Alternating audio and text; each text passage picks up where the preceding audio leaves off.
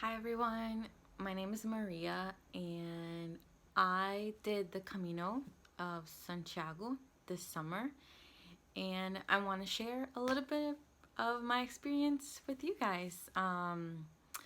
So let's go.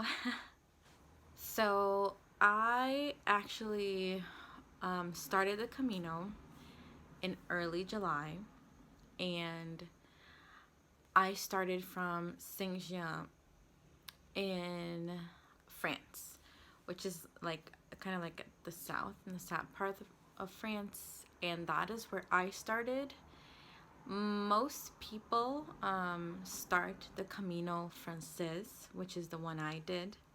There are many caminos, there are many ways, but the most popular one is the Frances, which is the French way, and most people started in Saint-Jean, which is in France. So I flew in from New York to Barcelona.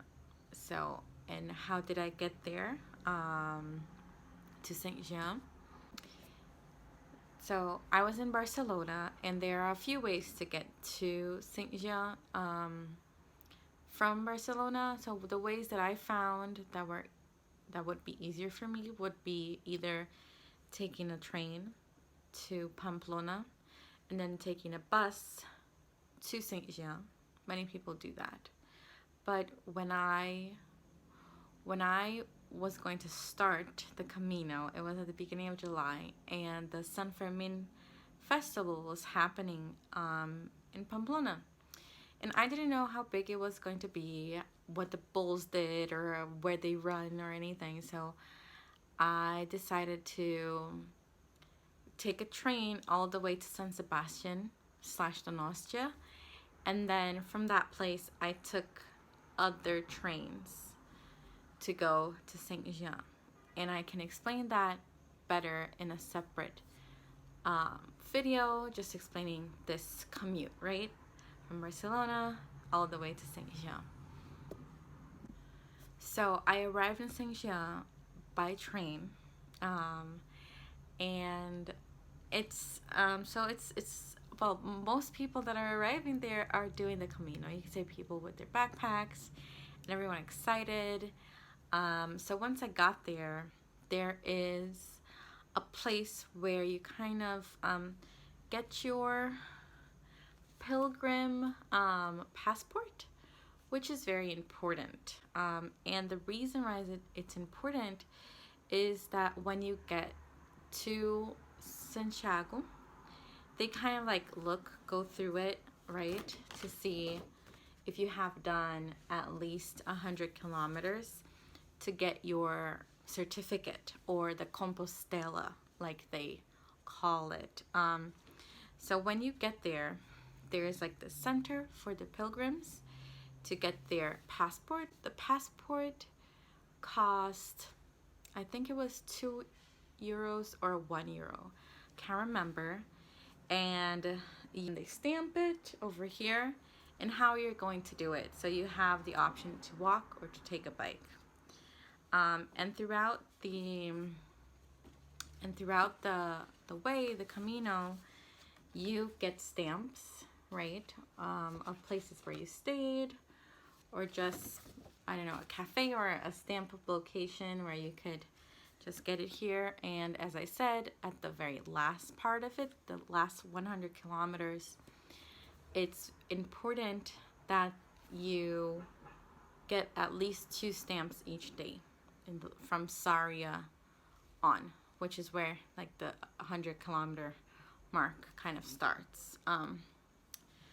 So this is important about the passport. So if you're American, apparently there is a website where you can get it. You don't have to go to like this pilgrimage center, and but don't worry if you don't get it online. You can always get at the town where you are starting. Not everyone starts in Saint Jean. I met people who started before, like up in France, in the middle of France, and people who started afterwards, like in Roncesvalles or in Lyon, or even in Saria. And so you could get this passport throughout the Camino, wherever you start, so that you could get the stamps. So another thing that was nice was at this pilgrimage center, can't remember the name of it. So there are a bunch of volunteers, and they speak multiple languages, and they're there to help you, right? With information about the Camino, explaining to give you your passport. So I didn't research for a very long time. I did like 2 weeks research before going, but a lot of it, when we got there, they give us like a schedule, which some people use, of like how many kilometers people usually do. I didn't follow it because some of them were just too much for me, but most people do this, right? And it's nice because they kind of like show the altitude and like how many kilometers, like optional routes sometimes. So that was very nice. Another thing that they gave was kind of like I don't know, all the albergues on the Camino Frances. It's like this little booklet here, and I thought it was very helpful, I guess, right? With all the albergues, each town, and it explains the name of the village, the names of the albergues per village, the phone numbers, the phone numbers, observations, like if they, in that town, if they have restaurants, if they have places like to withdraw money or anything like that. So they give a complete set, I guess, a booklet with all the information that you would need. There are websites too that I used before going, and I also like watched other YouTube channels, other bloggers, and I kind of stayed at places where they stayed at. But this I thought was very nice because it gives all of the villages throughout the Camino Frances, all of the albergues, phone numbers, what they have, what they don't have in the town. And that's really nice. Another thing that they gave at Saint Jean was this little map. So they gave us a map from Saint Jean. So here, right, it starts here.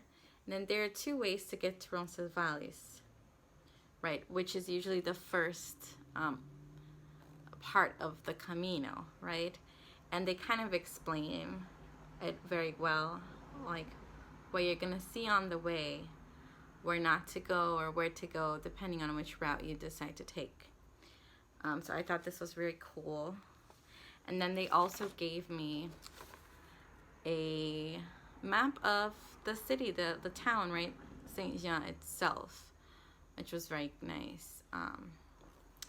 So yeah, those were the things that I was given at the beginning, and that I think were very useful and surprising because I was not expecting this. I don't think none of the videos I watched or blogs I read mentioned this. I don't know if this is something new that they started doing. I have no idea. But this, especially this one, this was very helpful. It helped me plan, even though I didn't follow it right 100%, but it kind of like helped me know how many kilometers each day would be kind of like expected in an average, right? So this was very nice, and I was able to plan my Camino better. And like I said, at the end in Santiago, after they checked your passport, they give you a Compostela, which is like a certificate, a diploma, I don't know, that you have completed the Camino, that you've done at least 100 kilometers, and it's all written in Latin. And then they write your name in Latin too. So that's really cool. Yeah. Another thing that people have and they kind of buy is like a shell, right? So I bought this in Saint Jean, the same location where I got my passport, and they said it was donation. I gave €2. I just gave the same amount that I paid for the passport. So they say that the shell, it symbolizes the way, the Camino, because it's like Santiago's here and there are many ways that can take you there. So the shell kind of represents Camino Santiago because of that, because there are many ways to get there, which is quite nice. So everyone actually buys a shell, and you can get one throughout the Camino too. Just like the passport, you could get it wherever you start. Yeah. So that's it. I hope this was helpful, and thank you for watching. Bye.